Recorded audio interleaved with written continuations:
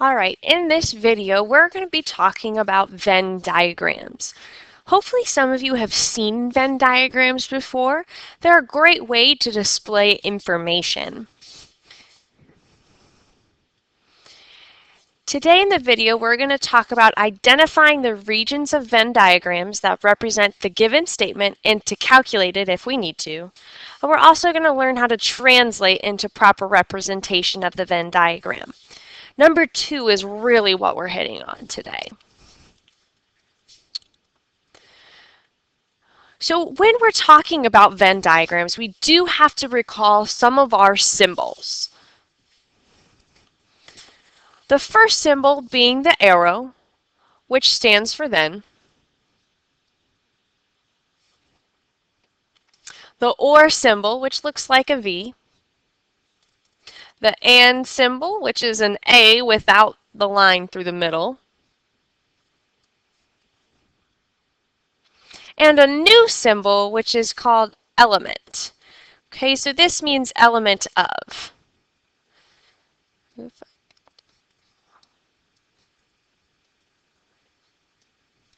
So here we have a picture of a Venn diagram. This Venn diagram is always going to be describing all elements of P are in Q. So some of the key words that we'll see for this are all, always, and every.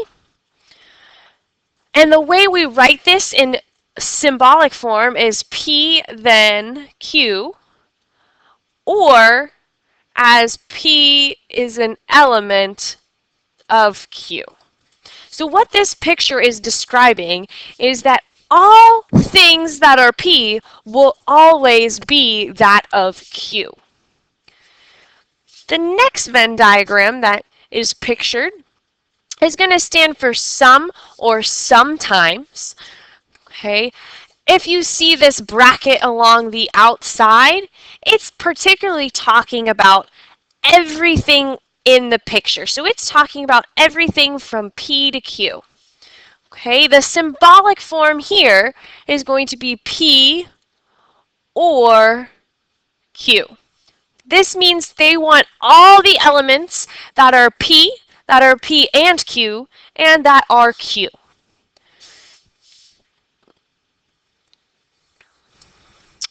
If we're looking at the bottom statement, it's just pointing to the center here.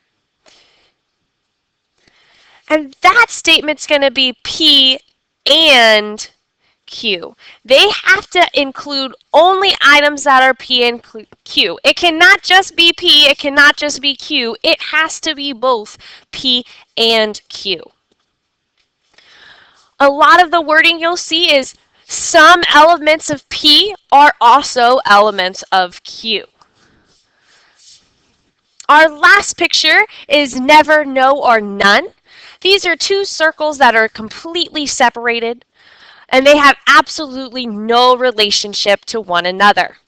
So let us look at a few examples. Okay, so for the following statements, we're going to draw a Venn diagram to represent the statement. So I'm going to change my color here. We have some students who take chorus also take band. Now that means we have two circles that are connected. Okay, and one of them is band and one is chorus. Now the key word here is some. Okay, and when we were looking at those some words, we were always coloring in the middle. So the middle part there is some. They're saying that some people in band are also in chorus, or some people in chorus are also in band. Our second example, again, we're still drawing a Venn diagram to represent the statement, says no, no is the key word here, Perfect squares are prime numbers. If you see the word no, you should instantly realize you have to draw two circles that do not connect at all. And underneath the circles, we'll just put perfect square.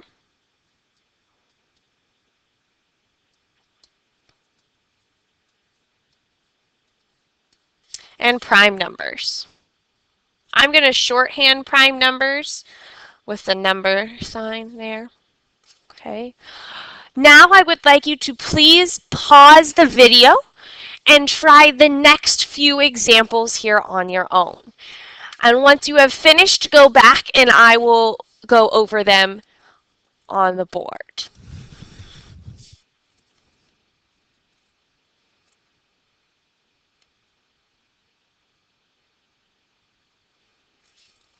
All right, for example number 3, you should have had a picture that looked similar to the one above, the one shown.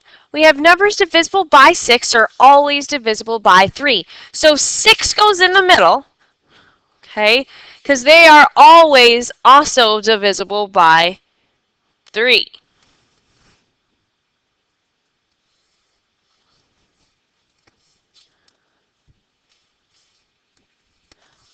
All right, for example number 4, the key word was every. So that tells us we have to have a circle within a circle.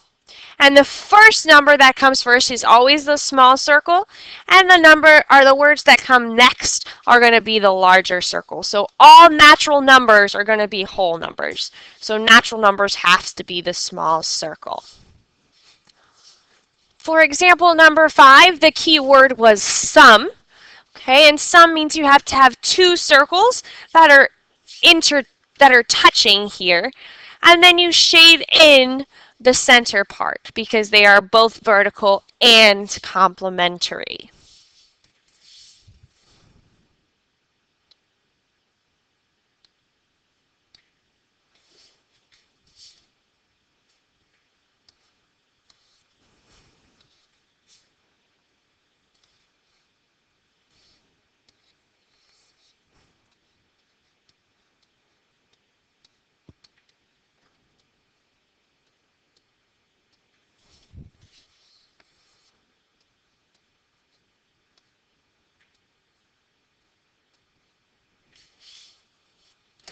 All right, for our last example here, irrational numbers are never rational numbers. Never is the key word, which means we'll have two separate circles. If you realize that you are struggling already, please go back and watch the beginning of the video and try it again.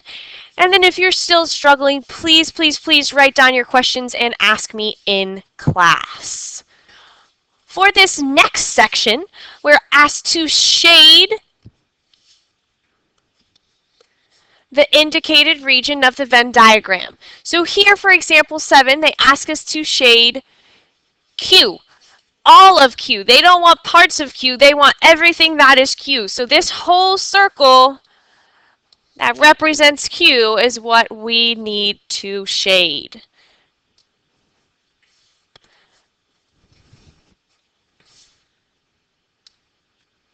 Okay, again, we're going to shade what's given to us. They give us P and Q. This means it has to be P and Q. It can't be just P, it can't be just Q. So we're going to shade the region between P and Q. From here, I'd like you to please pause the video and try the next two examples on your own and check with my slides to see how well you did.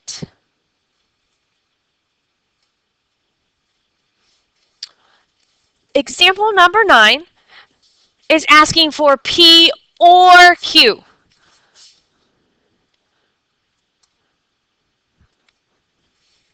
Okay, so P or Q means it could be P, it could be Q, or it could be P and Q. So we have to shade both circles completely.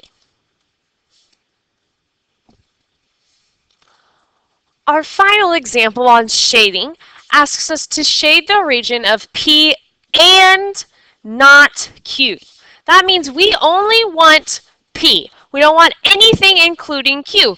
So circle Q here is touching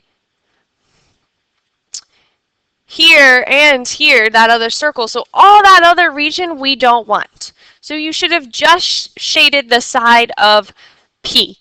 If you're struggling with this, please take note of that and be sure to ask questions next class. For this last section, we're asked to describe the diagram using a conditional statement. Sometimes it won't be a conditional statement, it might be a compound statement. In this case, it will end up being a conditional statement, and it will be if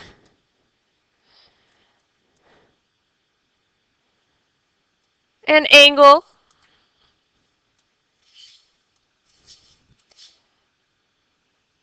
has a measure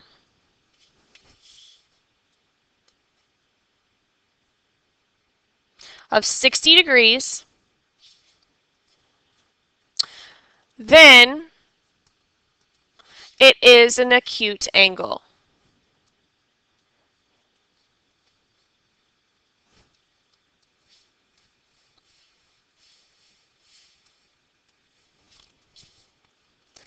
Okay, again, the if-then statement came from the fact that it was a circle within a circle. Just look back at the first page of your notes where it had that circle within a circle. Our next example is again a circle within a circle. So I'd like you to please pause the video and try this example on your own and see if it matches mine. Your statement here should have said, if it is a beagle, then it is a dog. If this confused you, please go back and see the last example because it goes along the same pattern. Here we have a different picture, and this region here, it's a little hard to see, is shaded in the middle. Okay, so this is that statement of some or sometimes. So here my statement would be some students play volleyball and take piano lessons.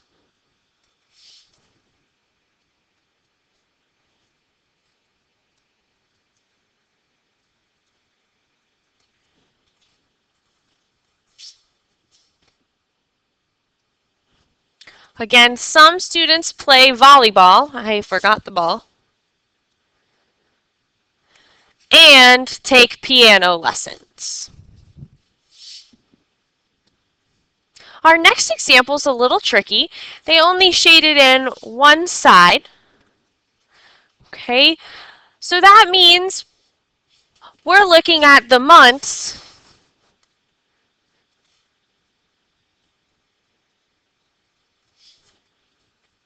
with 31 days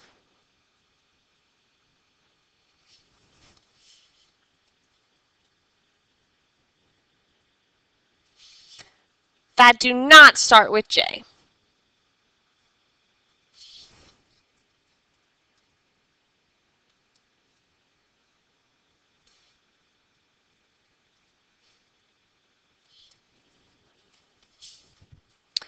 All right, I would like you to please pause the video here and try the last two examples on your own, and we will go over those in class, and I will answer any questions that you guys have. Remember, please, please, please write down if you have them and bring them to me.